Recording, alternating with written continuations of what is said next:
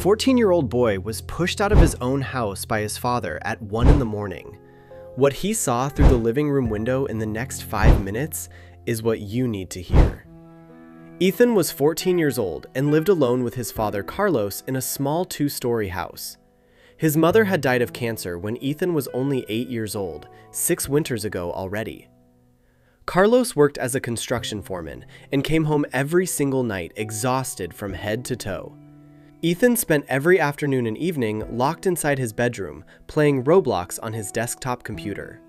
Father and son had barely spoken to each other since the mother's death 6 years before.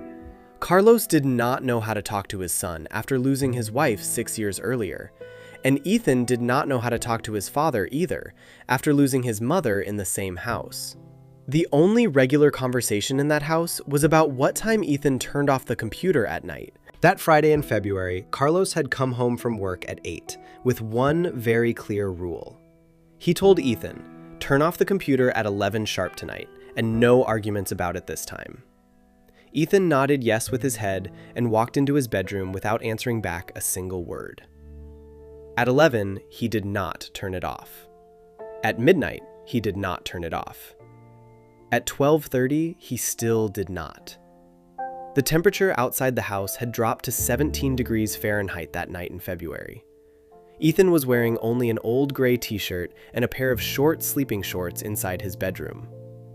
What was about to happen in the next 20 minutes of his life would change Ethan forever. At exactly 1 in the morning, Carlos pounded on the door of Ethan's bedroom with one hard fist.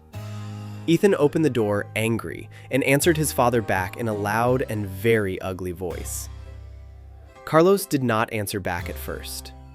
Carlos just walked into the bedroom and looked at the lit screen. He saw his son in only a t-shirt and shorts in front of the computer with headphones on. Carlos's face changed in a very strange way. It was a face Ethan had never seen before in his life. Carlos grabbed Ethan by his left arm with a firm grip and said one single word: "Come." He walked him down the hallway to the staircase, and they both walked downstairs in complete silence. Carlos opened the front door of the house. A slap of freezing winter air rushed into the hallway. Carlos pushed Ethan out onto the front porch with one firm hand on the middle of his back. He closed the front door behind his son. Ethan heard the deadbolt lock turn twice from the inside. Ethan stood there frozen on the porch in a t-shirt at 17 degrees without understanding any of it. He started shouting at his father through the closed door. He shouted things he would regret afterwards. What Ethan still did not know is that his father had not pushed him out over the Roblox argument. Ethan stayed frozen on the porch for almost 3 full minutes before he could move again at all. He thought about running to the neighbor's house, but he felt too embarrassed to ask for help in pajamas. He decided to walk around the house to the side living room window to beg his father to open up. He walked barefoot across the frozen February grass. He felt the small pebbles under the soles of his feet. He reached the living room window and raised his hand to knock against the glass with his knuckles. But before he tapped, he glanced inside on instinct. And in that one moment, his heart stopped completely. His father was standing in the middle of the living room with his back to the window where Ethan was watching. Carlos had both his hands wrapped around an old wooden baseball bat they normally kept inside the garage. Carlos was not alone in that room. Ethan saw a second silhouette standing behind his father in the doorway. The second silhouette was standing in the kitchen doorway frame, dressed completely in black from head to foot. That silhouette had a dark ski mask covering his entire face up to the forehead, with no features visible. Ethan stopped breathing for 10 full seconds standing outside next to the cold living room window. His brain took almost a full minute to understand what his eyes were seeing on the other side. What happened in the next 90 seconds is something Ethan could never describe in words afterwards. Ethan understood in that one instant that his father had not pushed him out because of anger at him. He had pushed him out because he had already found that unknown man inside their own house that night. His father had pushed him outside to protect him from the real danger that was happening inside the house. Ethan turned around and ran barefoot across the frozen grass toward the neighbor's house right next door. The neighbor's name was Mr. Ramirez, and he was 60 years old, living alone since the death of his wife. Ethan pounded on Mr. Ramirez's front door with both his closed fists and yelled his name 3 times in a row. Mr. Ramirez opened the door in his bathrobe, saw Ethan shaking, barefoot, in a t-shirt with no jacket on him. Mr. Ramirez did not ask any questions. He pulled him inside his house and wrapped a blanket over his shoulders. Ethan told his neighbor the 3 most important things: stranger inside, black ski mask, dad holding a bat. Mr. Ramirez dialed 911 from his old landline phone and gave the home address very clearly and calmly. The dispatcher told Mr. Ramirez to keep his own front door locked to everybody until the police arrived. The 911 dispatcher kept Mr. Ramirez on the line continuously until the police actually arrived at the scene.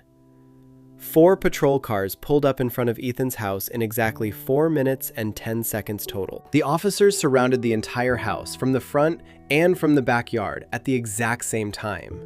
Ethan was watching from Mr. Ramirez's front window with a blanket over his shoulders and bare feet.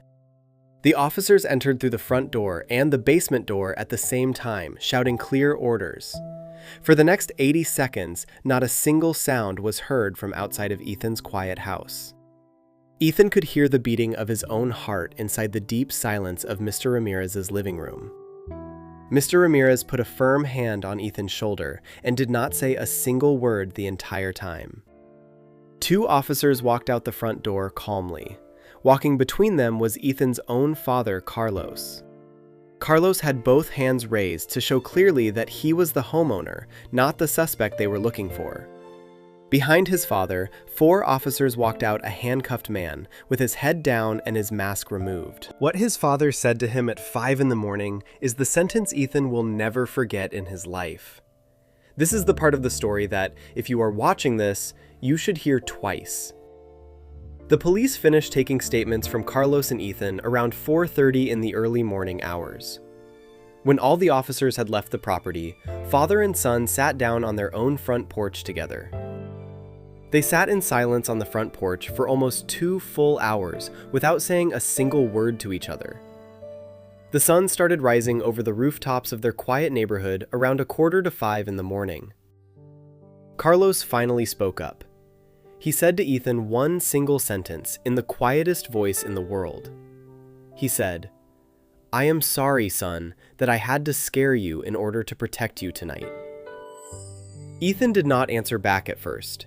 He just stared at the concrete of the porch for more than a minute. In that moment, Ethan understood something that nobody had ever once explained to him about parents in the world. His father had not been distant for 6 years because he did not love him or because he did not care. His father had been distant because he did not know how to talk to his son after losing his own life. Carlos had been so afraid of hurting his son with the weight of his own grief over losing his wife. He had chosen silence rather than break Ethan with his own tears that he had kept locked away for 6 years. But that morning on the porch, his father had shown him more love in 5 short words than in 6 whole years. That same Saturday afternoon, Carlos took Ethan into the garage to get the old wooden baseball bat from a shelf. He said, "This bat was your grandfather's bat. Your mom saved it for you before she passed away from us." He said, "I never gave it to you because I thought you were still too small to handle a real bat yet." He said, "Last night I realized you are not small anymore. You are much bigger than I had ever thought." Carlos signed Ethan up for a youth baseball league in the neighborhood the very next Monday morning. Father and son practiced together in the corner park every single Saturday and every single Sunday for the next year. Ethan played his first official baseball game exactly 1 year after that freezing winter night in February. Carlos sat in the bleachers of the small ball field for that entire first game, with his eyes quietly full of tears. If you are watching this, here is what Ethan learned that February night at 5 in the morning on the porch.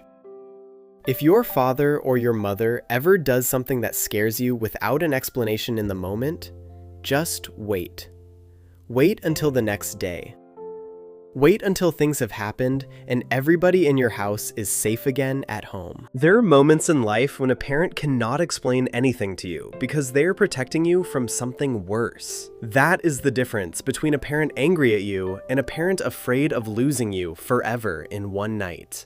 The second thing Ethan learned is what you have to do if you are ever in real danger inside your own house. If you are outside and safe already, do not try to get back inside the house under any circumstance at all. Run to the closest neighbor's house, knock on their door, and dial 911 from their landline phone instead. Give them the address of your own house, not the neighbor's, so the police arrive at the right place fast. The police can be at your house in under 5 minutes in almost every city and suburb in this country. Ethan and his father still live in the same house today. They still play baseball every weekend together.